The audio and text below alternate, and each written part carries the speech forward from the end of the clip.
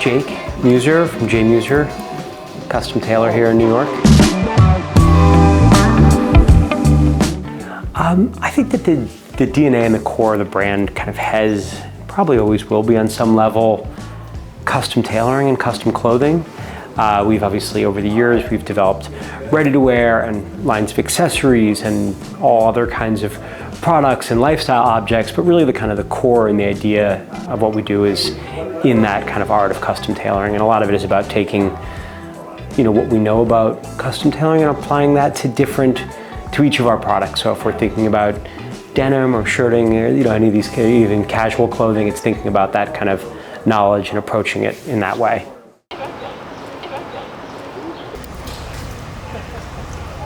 I think that it's part of this kind of back to the DNA of who we are and everyone and myself, but also the team and who, and how we kind of live our lives. A lot of that is we're separate from, there's so many different kinds of people in the menswear and design space. We're not kind of MBA businessmen who decided to build this because we felt like it was a good business opportunity.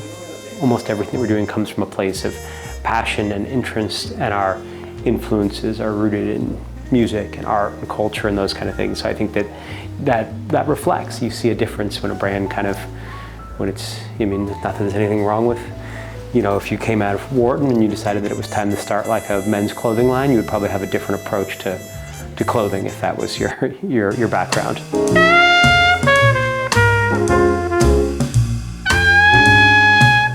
Yeah, absolutely. Matthew and I work closely on the kind of the broader strokes of how we kind of navigate the brand's identity, but each person here brings a lot of their own personality to the way they dress and into that kind of world.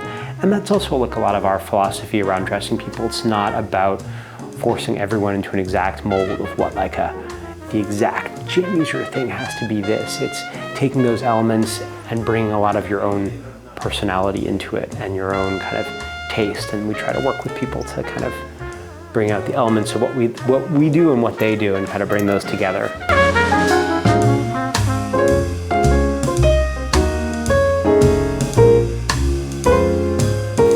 I studied tailoring at FIT and I did an apprenticeship as well with a woman who was doing custom leather and denim. So this is think stage clothing. This was we were working with David Bowie and Debbie Harry and Bon Jovi and all these kind of really wild, over-the-top stuff for people before they would go out on tour for major performances.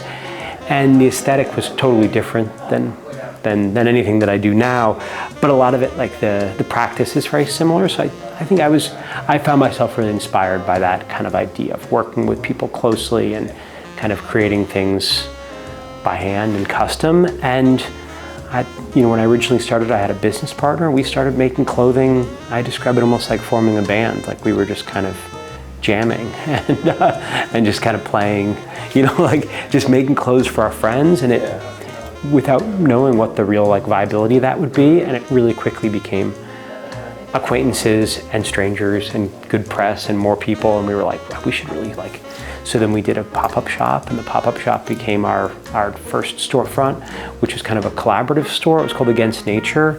And we did this we had another designer, we were doing the tailoring. We had a guy who was an ex-Ralph Lauren guy who was doing custom. He was a silversmith, so he was doing all the jewelry and belts, that kind of stuff. We know the guy that was doing denim, so we all kind of worked together, and it was kind of a half storefront, half workshop in the back, which was a great space. I think ultimately what we needed and why we came over here to the West Village was to have something that was really kind of focused. I think when you all work together in that way, you can lose focus, and we wanted to have something here that was dedicated more towards towards our brand identity and that kind of tailoring.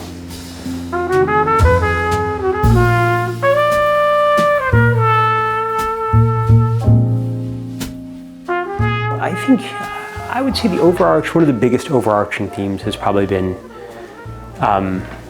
music. I think on a personal level, both the kind of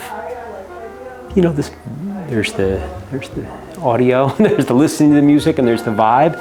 But I also think that music often represents an era, and for the most part, most of the music that I'm inspired by is not necessarily contemporary. So it's about being kind of inspired by, the aesthetic and the time and the kind of like era that music is evocative of. And it doesn't necessarily mean like one specific thing. I love music from the 60s, the 70s, the 80s, but when you listen to that, when you think about that, it kind of brings you into that context. The same thing goes for film. When you watch old movies, this kind of thing, it kind of brings you back into this world. Right. And I think that's, there's so many different things that I think inspire all of us. Travel certainly inspires, is a big, source of inspiration, but I think that overarching theme would be music.